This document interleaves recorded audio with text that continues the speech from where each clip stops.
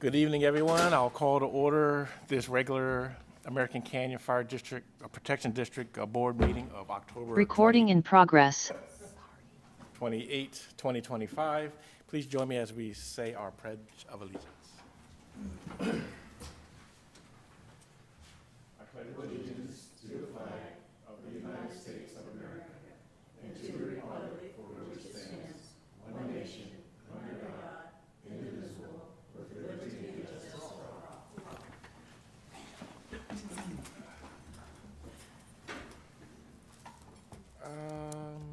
Madam Clerk, can you do a roll call, please?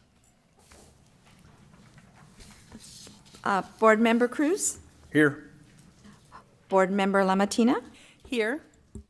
Board Member Oro? Here. Vice Chair Joseph? Here. And Chair Washington. Here.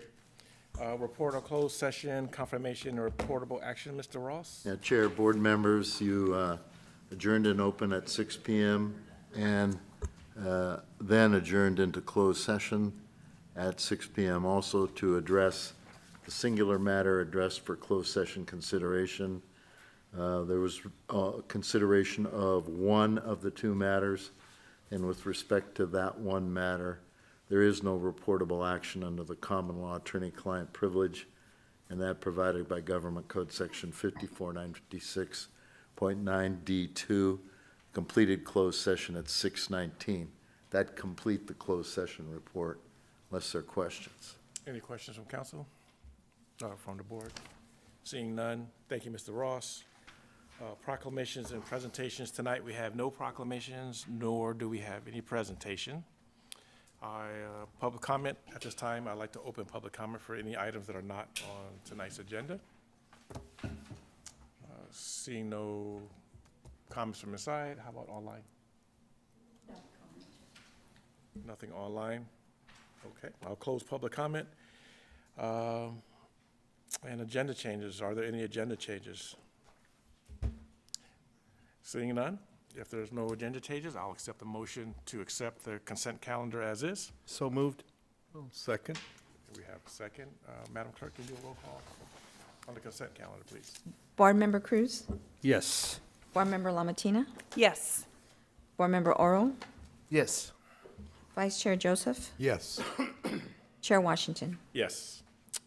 Public hearings, moving to public hearing, where we have one item on public hearing number 8, introduction and first reading by title only on the ordinance adopting by reference the 2025 edition of the California Code of Regulations. And there's a lot more else behind that, but Chief Bellier. Thank you, Chair. So joining us virtually is our contracted fire marshal, Mr. George Apple. He'll be presenting the item, but this is part of our standard practice of our every three-year adoption of the Uniform Fire Code update. So with that, I'll turn it over to Mr. Apple. Thank you very much, Chief, and good evening, Board. Thank you for having me here. As Chief said, I've been serving through contract as your fire marshal for the last several years now. This is my second opportunity to present the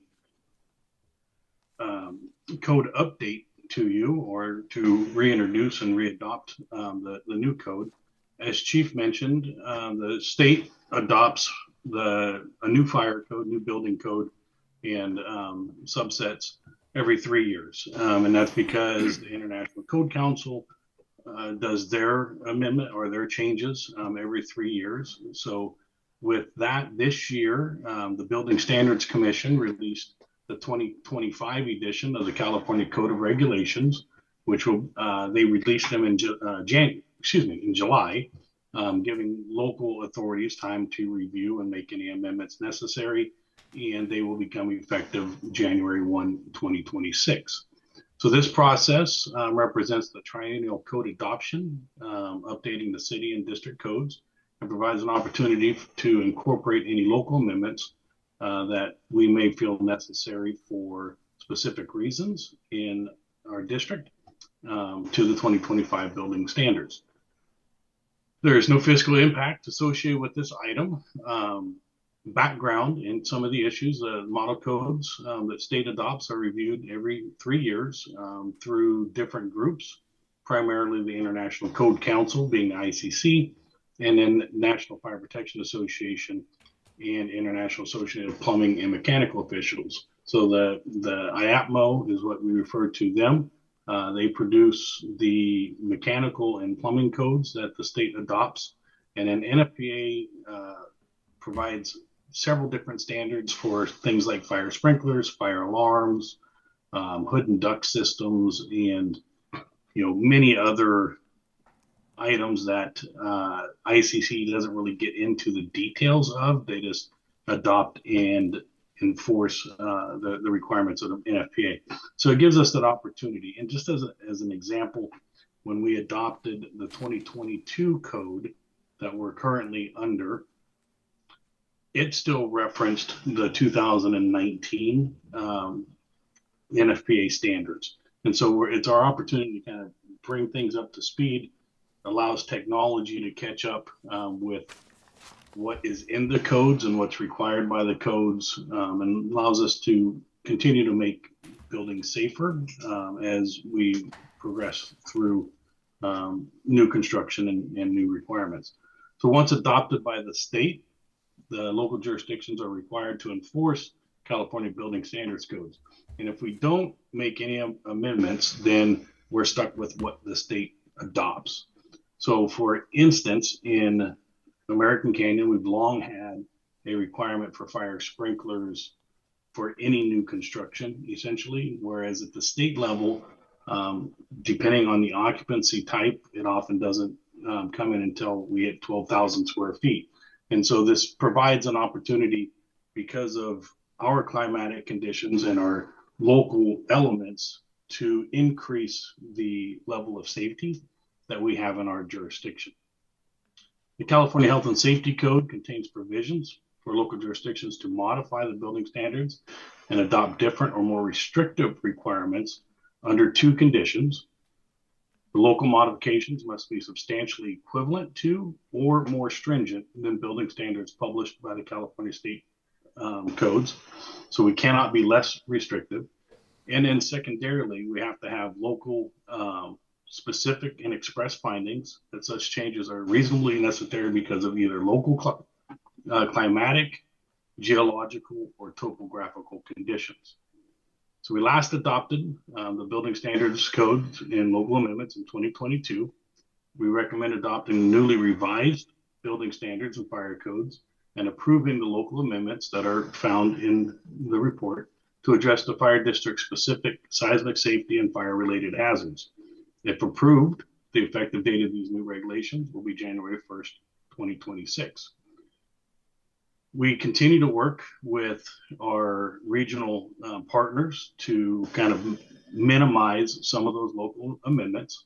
So for the most part, the only changes this year are just updates in code sections because something changed in the 2024 ICC or 2025 California codes, or we've actually removed some items that were just some cleanup elements that I feel are very well covered in the model code language that are more, they're not even what we'd call building standards. They're just procedural elements to it.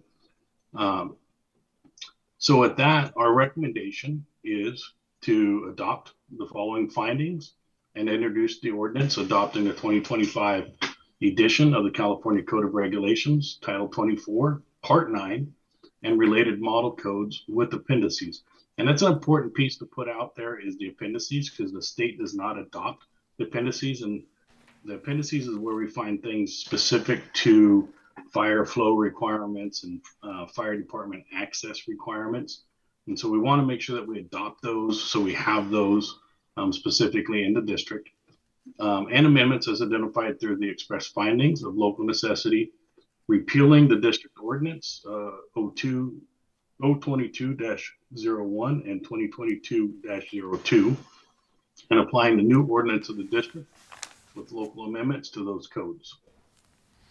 With that, I can answer any questions that you might have. Thank you, Chief Apple. We have one. Vice Chair Joseph? Yes. And this is an issue I discussed with the chief earlier today. It's section 307.1.2. It's page 4 of the appendix or page 47 of the packet. It basically is just talking about the controlled fires for agriculture. And I raise it because I'm pretty sure we don't have that going on here in American Canyon specifically. But, and it's very tangential, that's, okay, to fire service. But it really gets down to, it is probably a better practice to compost those tree trimmings versus burning them. And at some point, we probably ought to have a discussion about modifying some of the traditional behaviors that agriculture has used over the years, and that I think this amendment is just ratifying, and instead have a bigger discussion, maybe beyond just the fire district, about let's change that from burning to composting, save the air a little bit, and it's probably not that much extra work. I'm raising it just for the sake of saying there's more than one side of the story when you're looking at fire service. There's a lot of areas where fire protection has something to do with environmental impacts. Out by the wetlands, you know, the idea of cutting down trees for fire protection is a valid concern, but it has to be balanced with the need to protect habitat and so forth. So I don't have an issue. I'm just kind of raising it as a policy thing to think about. And I'll leave it with that. So there. Thank you, Vice Chair. Before I open it up to public comment, Chief, did you have anything to add to what Chief Apple was talking about? No, I think that is potentially a beneficial discussion on potentially more of a climatic issue than a fire code issue. I think we need to balance it, right? Because in one hand, the fire service has really made a shift in the last several years in the wake of the large wildfires that the state, really the nation, has experienced, where, you know, I can remember when I first started, we just got rid of horses and buggies and had motorized fire engines.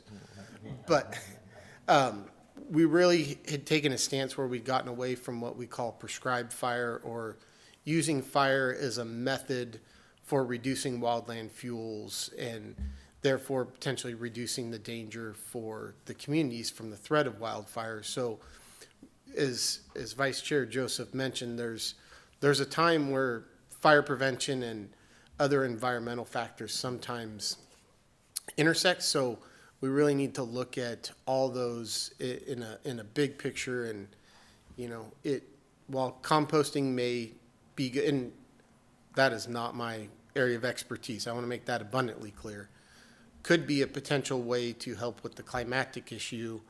It really falls outside the fire code realm, but I think that is a larger discussion that really probably would be best at the regional level, because as I was discussing with Vice Chair Joseph earlier, my little over 4 years I've been here, I can't recall ever issuing a permit for an agricultural burn within the fire district. However, just outside of our boundaries, in the unincorporated parts of Napa County, agricultural burning is still a very viable method that the agriculture uses for a myriad of reasons that, again, are outside my area of expertise. So I think he raises a very good question, but it is a very broad question that really falls outside the realm of the fire code.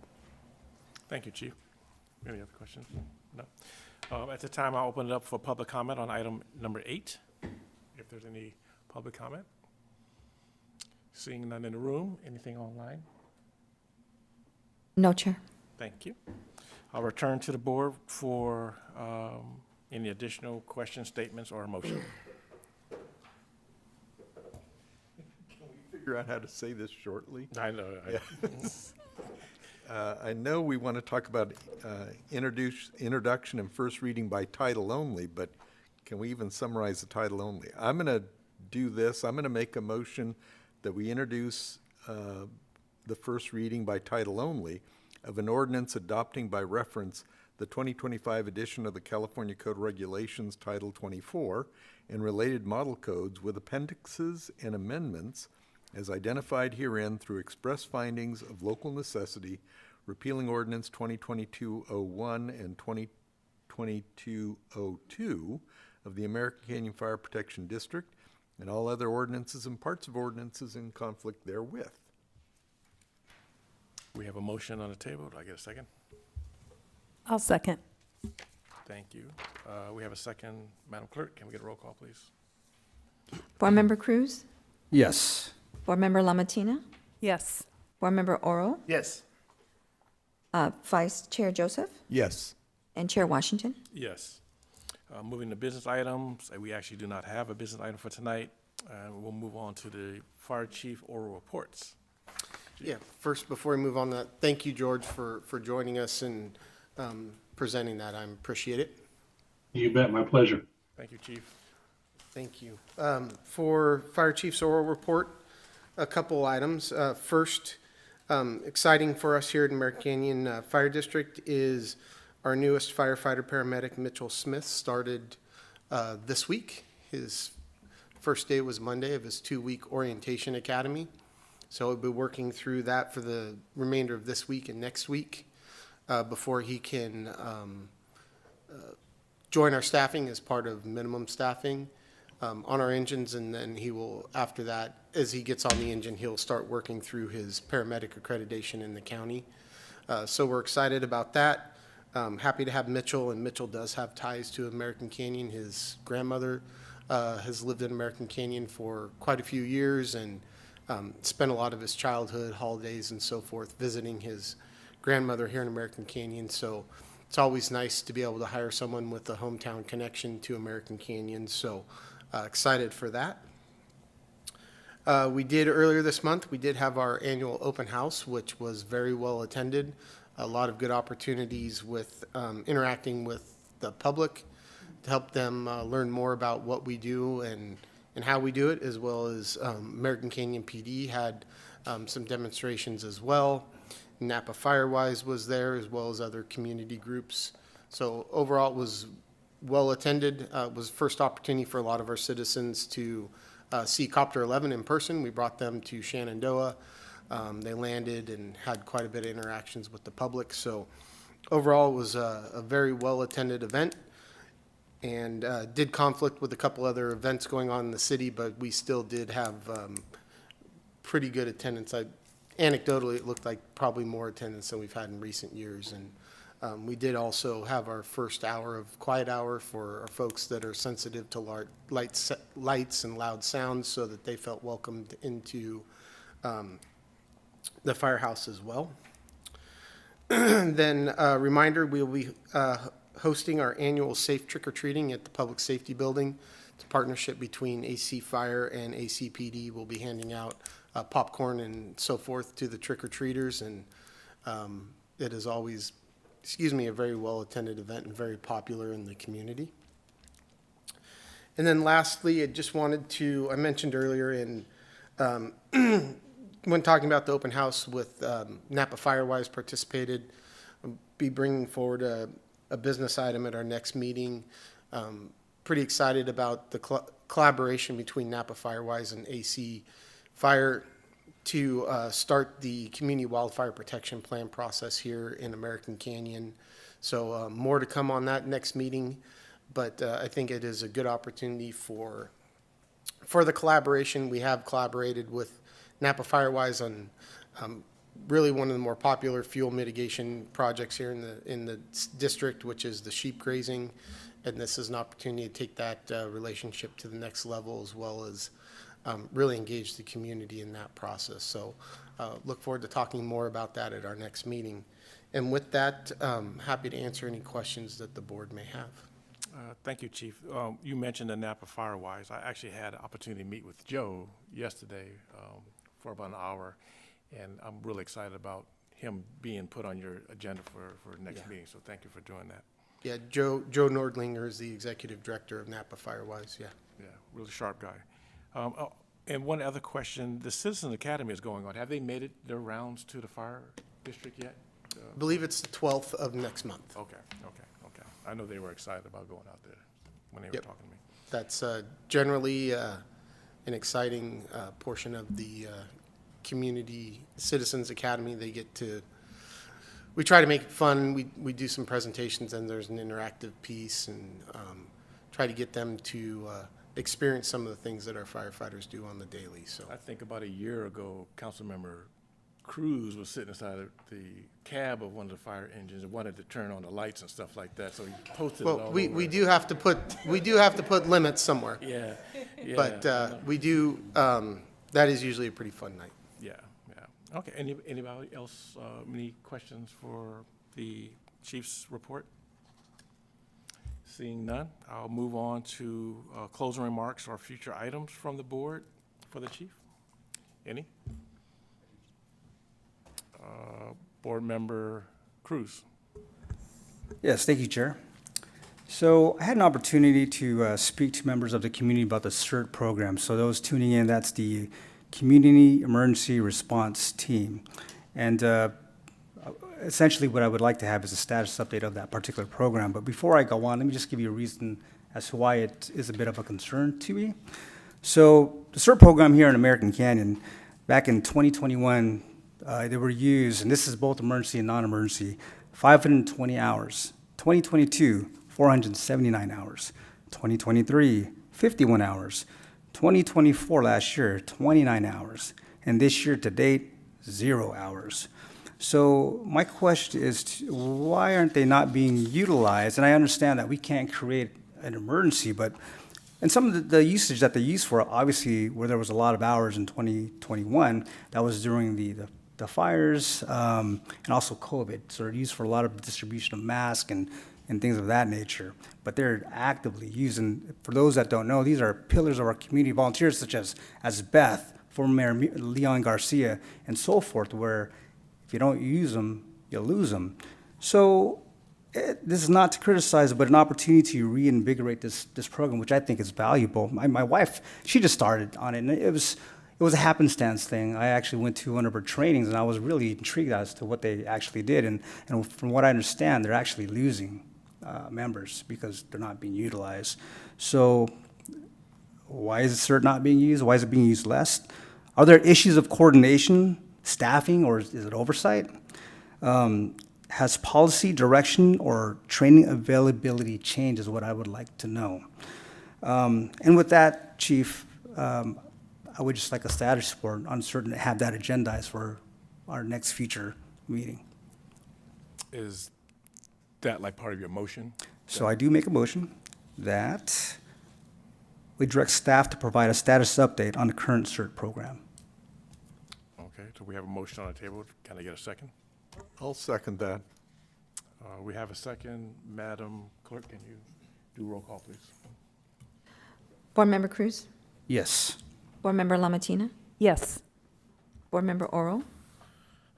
Yes, and then we'll continue with this vote, but I would like to know, I do believe we do this on an annual basis regularly, so just if the chief can address that question at the end, but yes.